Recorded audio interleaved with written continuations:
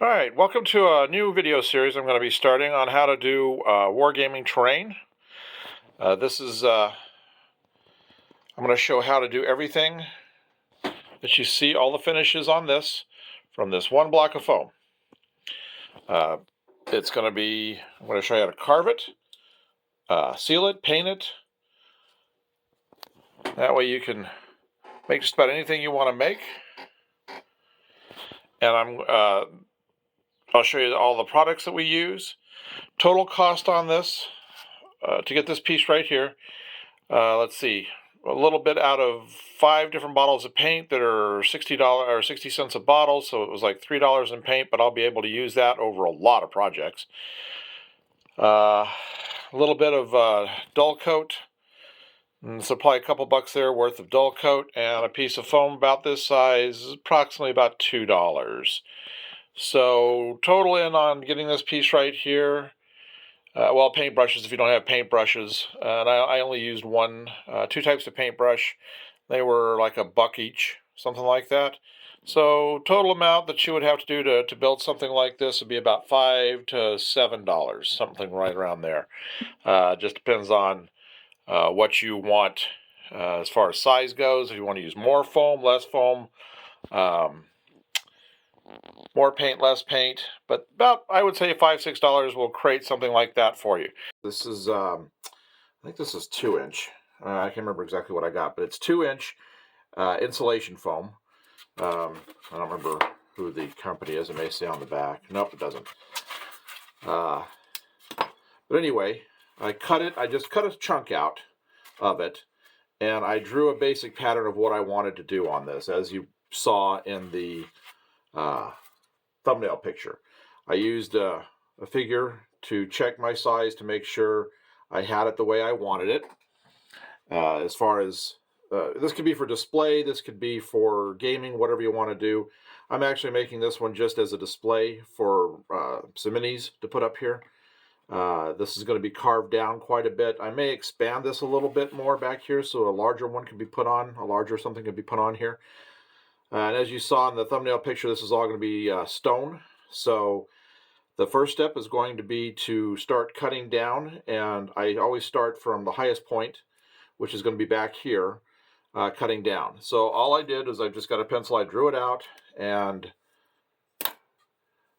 using an X-Acto blade. Now you want to make sure you have an extremely sharp brand new blade on this to cut through this, and it's going to dull pretty quick on you, so I always keep a few extra if I need them in the tube here. This is the one I just got rid of. It broke and it's just pretty well worn down. I used it to cut this piece out. All right, so I'm going to start cutting this. You won't hear me doing any narration for a while. The one thing I will say about this is if you're using a good sharp knife, what you'll be able to do is, and you'll see me doing it, is when you cut, you want to go down, and then you want to come, if you can, and try to come straight across. If you can get a blade underneath, it'll make it easier to pop. Now this is a much wider piece than what we showed in the preview, so I'm going to have to start working out from the edge and bring myself in, and I'll just kind of work at the train as I go. So anyway, all right, here we go.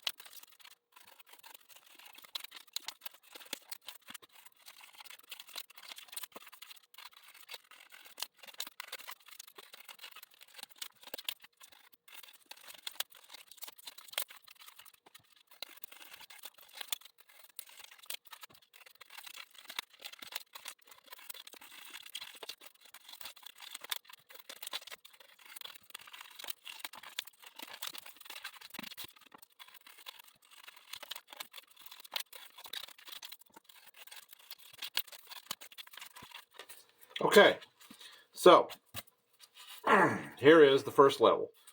I've cut back to the highest point right here of the display area.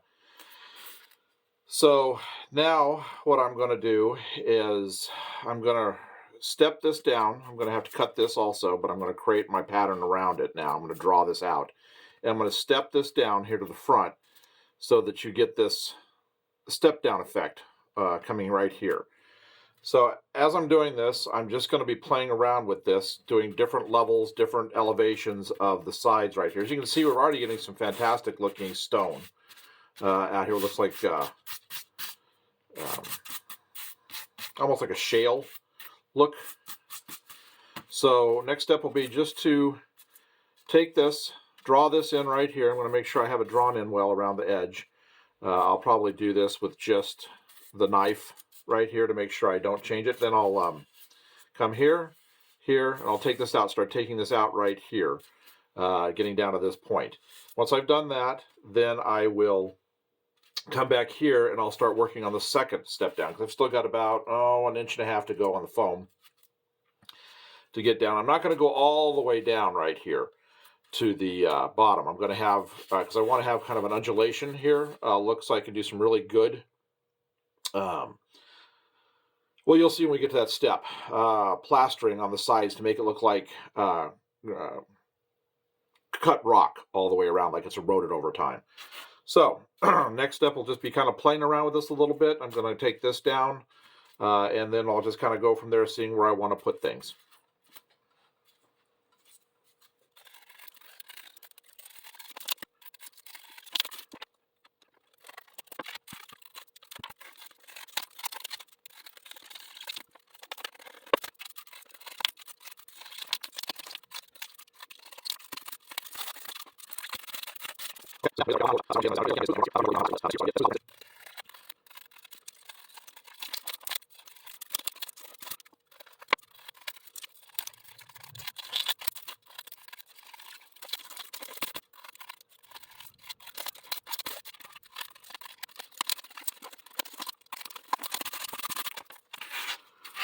Okay, I know this looks a little rough, but I'm going to correct that right now.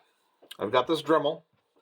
If you don't have a Dremel, you can use sandpaper, little files, something like that. Take a little bit longer, but I try to work fast as I can. So I'm going to smooth this top step a little bit, try to get it kind of like this. So it's going to get noisy for a minute.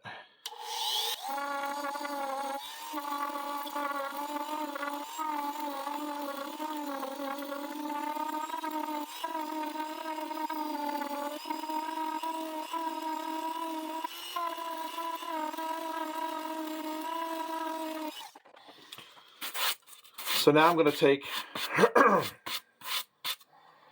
and just draw the upper step back out.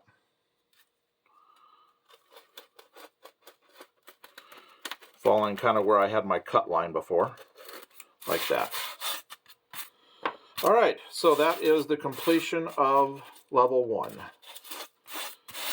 So now it's going to be starting, this is going to start to define the space and how we're going to do this. So I will start here and I'll cut down a little more back here and I'll start working my way out to the edge. I'll probably set this back a little bit right here to where there's a ledge maybe going around right here, and then drop it down so there's a nice effect to it. And if I don't like it, I can always cut more out later, but it's better to leave some than overdo and having to repair later. So I'm just going to start here and start cutting this, maybe come about 1/2 inch out all the way around right here to bring this down a little bit. I'm not going to be coming down a whole lot more on this, because then I want to get the areas around the contours and stuff, because you want to make this is your focal point right here, but this has to look really nice out here and look natural too. So we're gonna start working right here and we'll go from there. One problem I keep forgetting when working with a piece this large is you've really got to start thinking about working your way in from the edges. Now you can see here, this has got a nice break point when I snapped it off the other piece of foam. It's got a nice curve in right here. I like that look. I'll file this, make it a little smoother, and then come back in and give it more of a rock look.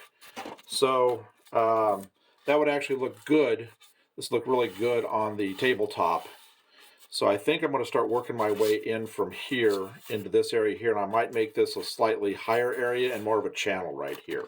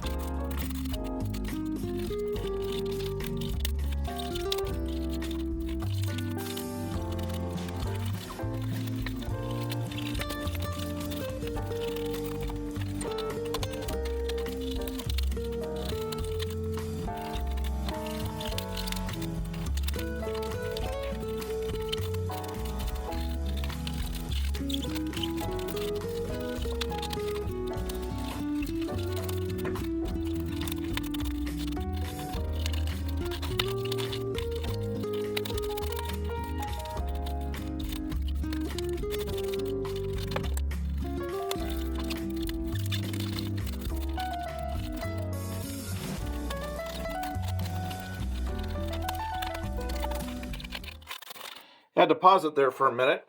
Things were getting kind of backed up back here with the pink. Didn't have enough room to start moving things around. Plus, I got my first battle wound.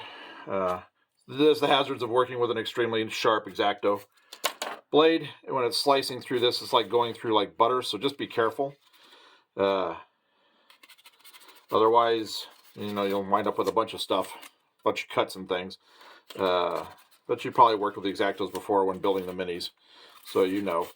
It's just, I was sitting here holding this and went zip, sliced right out, and boom, right there. So everybody does it. I got a little blood on it right there, dripped. It was bleeding pretty good. All right, so I'm going to continue working on this. So again, we'll be doing the fast forward part. As you can see, it's really starting to take shape now. I'm developing areas. For example, like right here, if you wanted to put another mini up here on display, and I'm going to have some areas right down here, so there's be a variety of spots. I'm going to cut this down so that this back area is really prominent, because this is where you want your main focus, but I am going to have a few other little areas for display. And then once I get this done, I'll be bringing the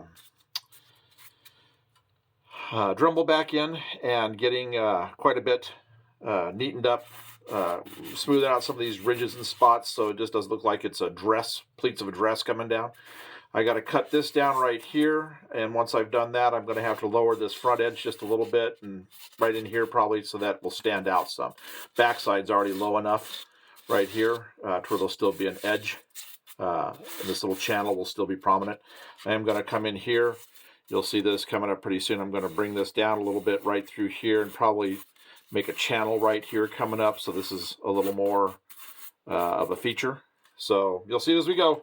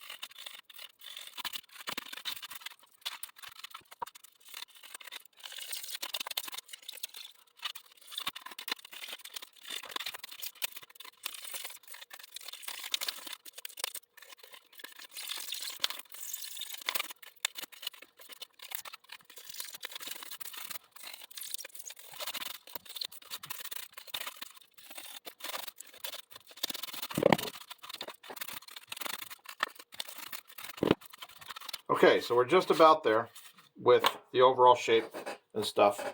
I'm going to bring the Dremel in now, and I'm going to start to neaten everything up. I'm going to smooth this like this one was. I'm going to get these edges smoothed around here. I'm going to grind some of this down right there. Make some flat areas for more display.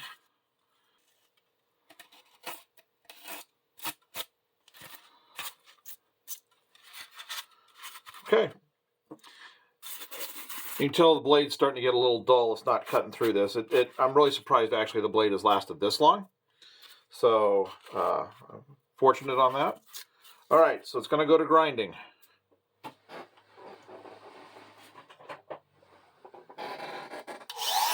Oh, before I start this again, if you don't have a Dremel, it's fine.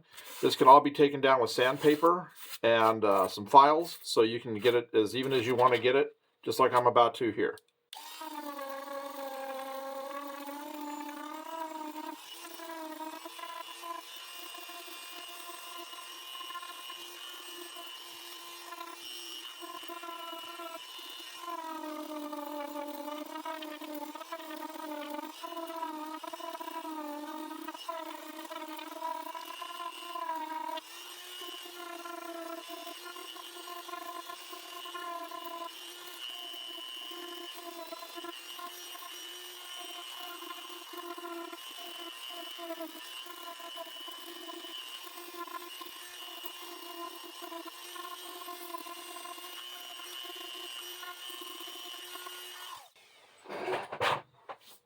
All right, so we ground that out pretty good.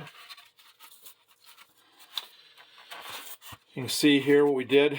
I got this to where when I bring the stones over, the bricks over, I can make the bricks come on around here.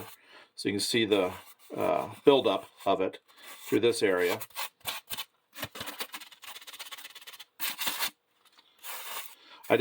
This side I wanted to keep really rough, so I didn't do a whole lot to this side right here with the Dremel versus here.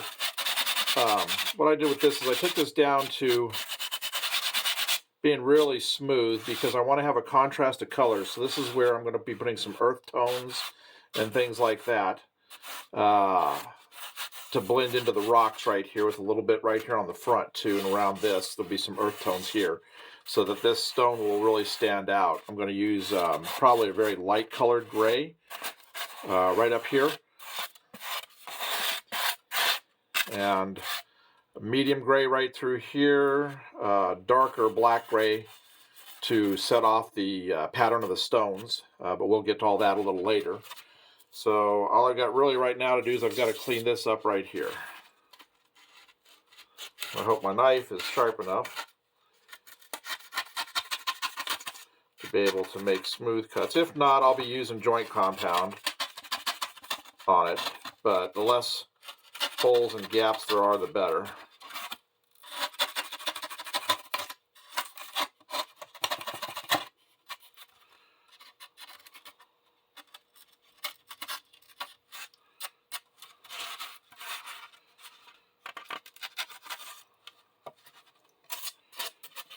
Well, you can see that's a little better right here along that. That's what I've been working on here. The joint compound will be smeared along here, and I'll be doing a rough stone effect all the way along the sides here, which you will see coming up.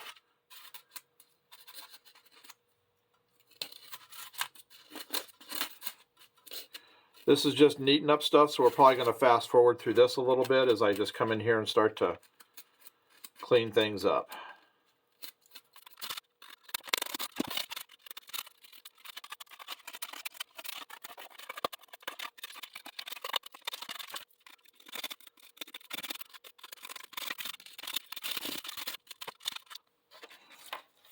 Okay, last step for now is going to be doing a little bit of sanding with a sand block. I want to get rid of the Dremel grind areas.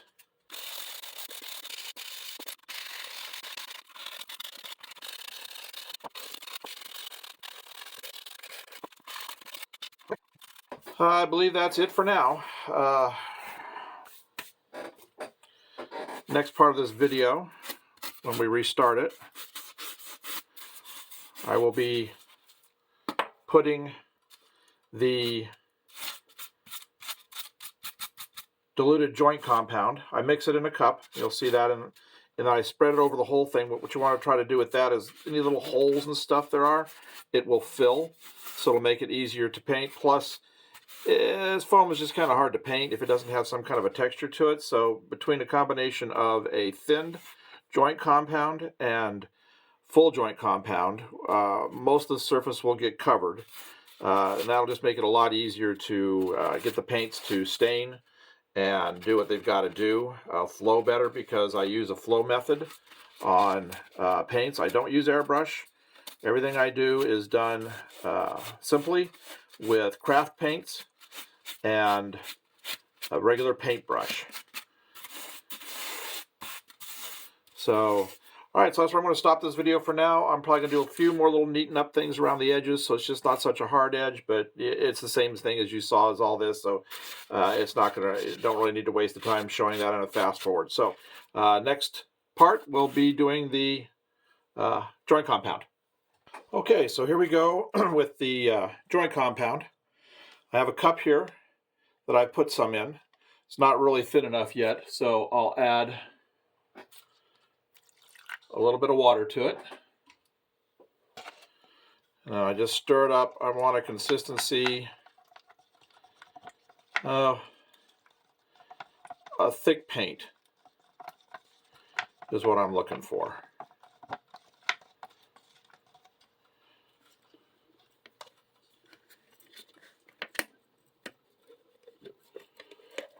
Lids are great. They really keep everything airtight. I got it a little too thin, so I'm just going to grab a little more and put it in here and stir it in. Now I have a paintbrush I use specifically for this, and I keep it actually sitting in the water that I use to thin this with, because it's just plain tap water. Because at this point, that stuff, I won't get everything out of the bristles, and I really don't want it rinse. I'd have to take it outside and rinse it, because you don't want any of this going down the drain. Okay, so you can see I've made it pourable now. I'll probably have to do several of these mixes. Because I'll run out. All right, so this is the brush I use. So I'm going to get this out of the way. Just throw the lid on it temporarily. I'm not going to seal it because I know I'm going to have more. All right, so now it's just a matter of filling in all the little gaps and holes that there are that pop that we got when I was popping the foam off.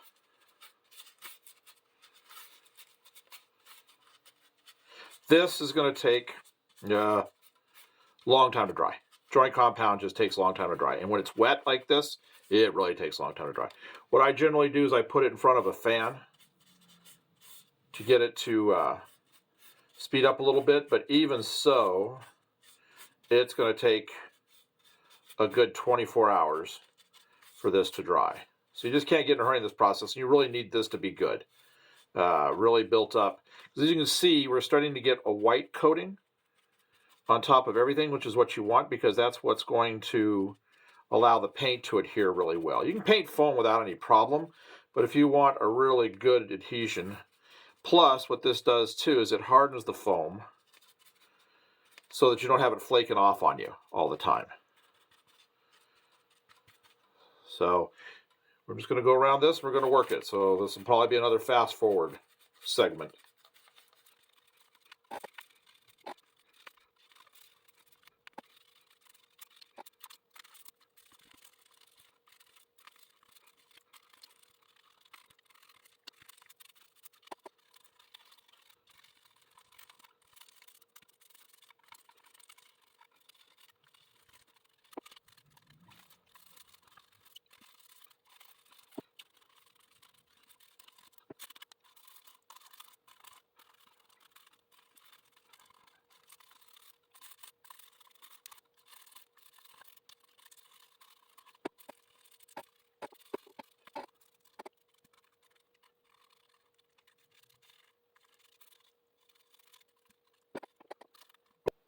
Okay, so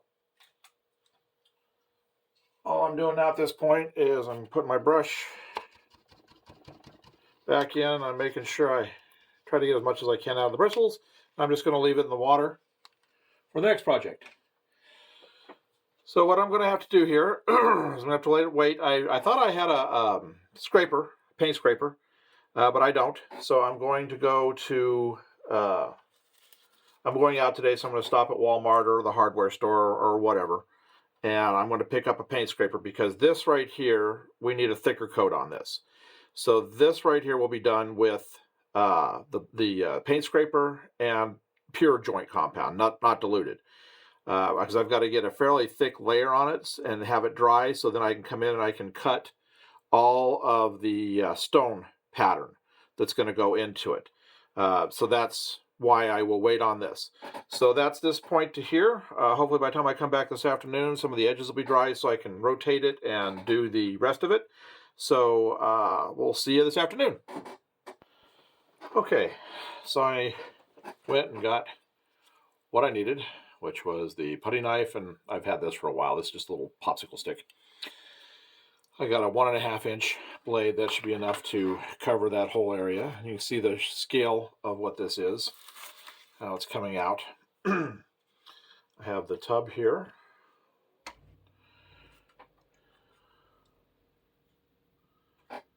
All right, so I'm going to start with the sides of this area right here. All of this, I'm going to go ahead and use I'll use the smaller, this right here, to do this because it'll get into the nooks and crannies better. All right, here we go.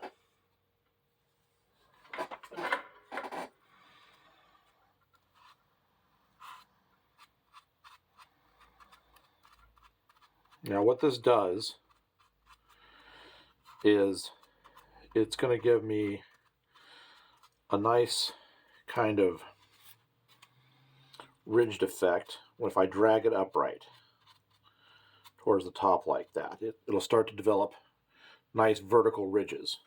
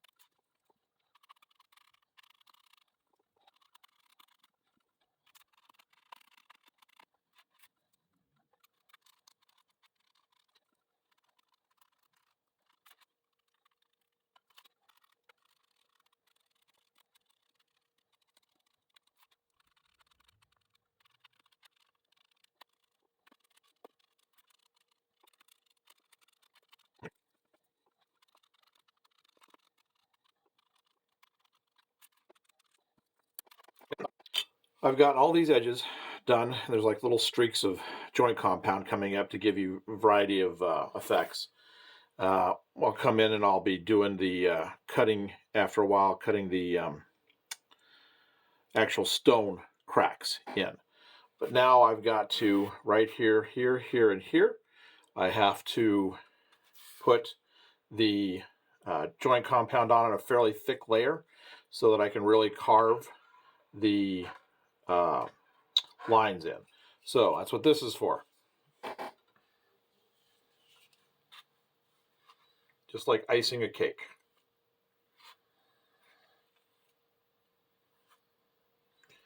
I'm going to want to get a decently thick coating on this, just so that when I go to carve the lines in, score the lines in for the stone, it will look natural and it won't go down into the pink. So I'm going to probably try to put about a 1/16 of an inch, maybe, thickness.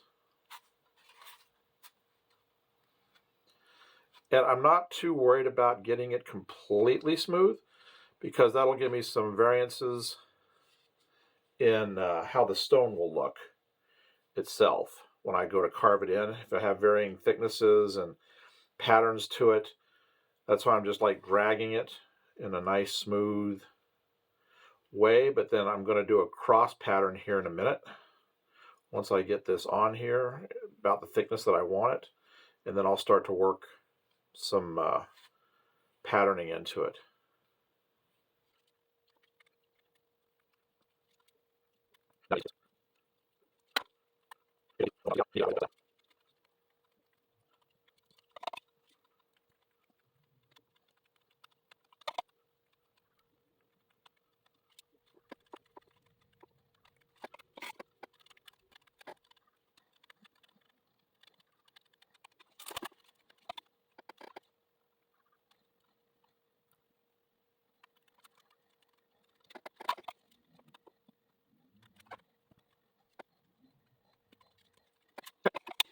As you can see, it's got a nice coating to it.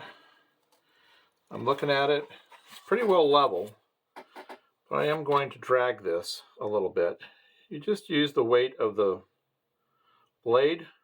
You don't want to add a whole lot of pressure to it. I'm trying to create some wave-like effects for the stone. It'll make for some more interesting effects when the paint goes on.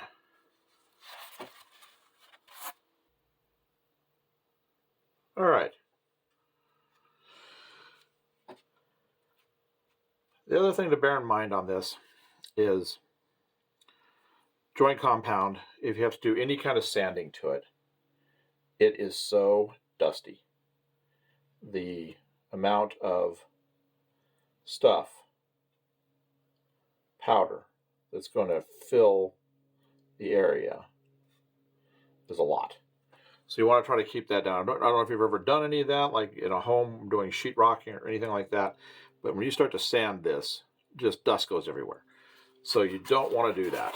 You don't want to do as little as you possibly can. So that's why I take a little extra time here and try to get it to where I don't have to do a whole lot of that at the end. All right, so now I'm going to do these other two spots right here.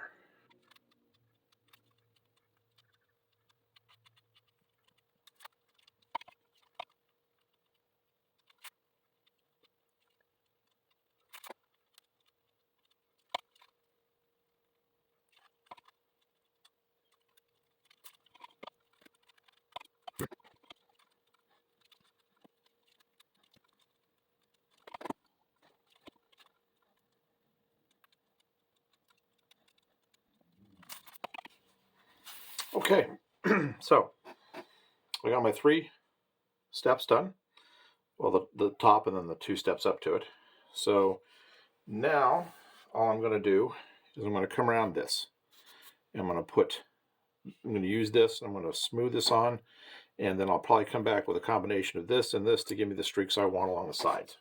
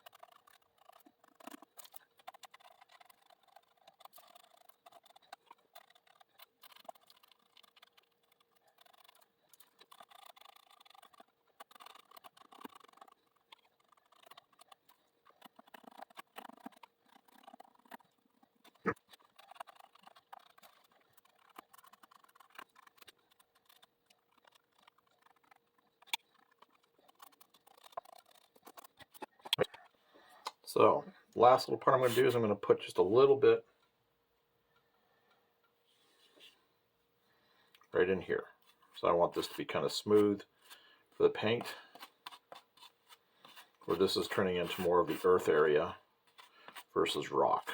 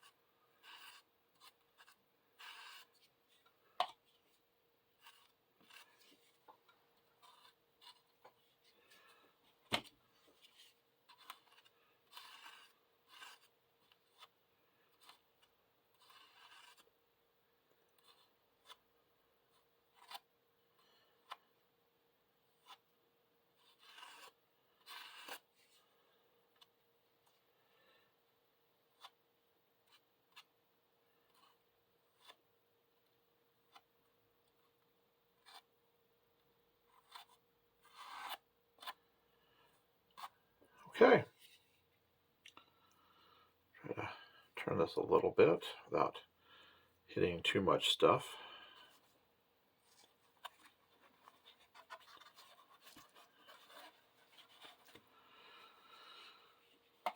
All right, so next step will be tomorrow.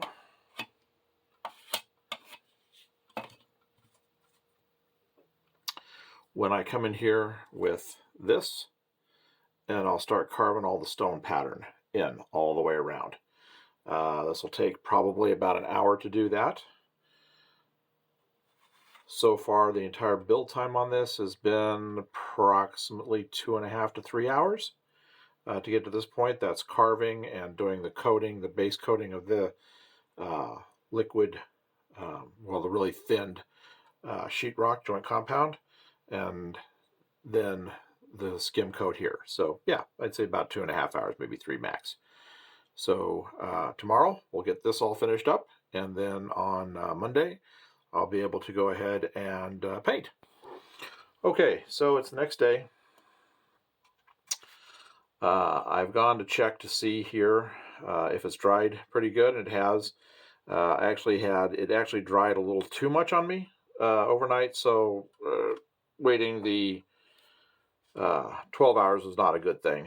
So I put another quick little skim coat over it, and I've let it dry for about 6 hours, between 5 and 6 hours, and I did a quick little test here to see if it was going to hold up, and it did. So now we're going to do the pattern.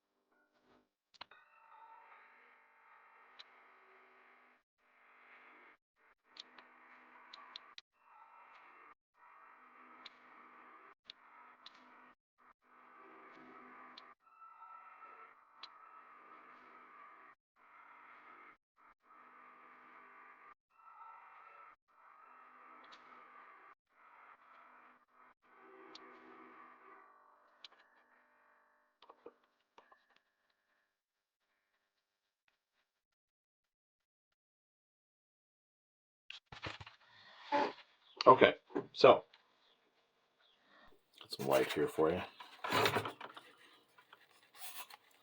So you can see all the cut edge of the stone, all the top area up here. I've let things flake off, which is fine because I wanted some deteriorated brick anyway. I'll probably pull up some more anyway. So this top area is done. So all that's left is to do the bottom area. I'm not going to put this into the video, but you can see how that was accomplished all the way around to give that stone look up top here. These lines have to be in so that when I do the paint, it will have a place to run the dark areas. All right, so next I'll show you the finished product after it's all done. Okay, so this is it for this video. Next we'll be painting it. But as you can see, all of the patterns in. The last thing I have to do is, once this is completely dry, is I have to take the this and just do a quick little go over to get rid of all the raised areas so that the paint will really flow. But that is it.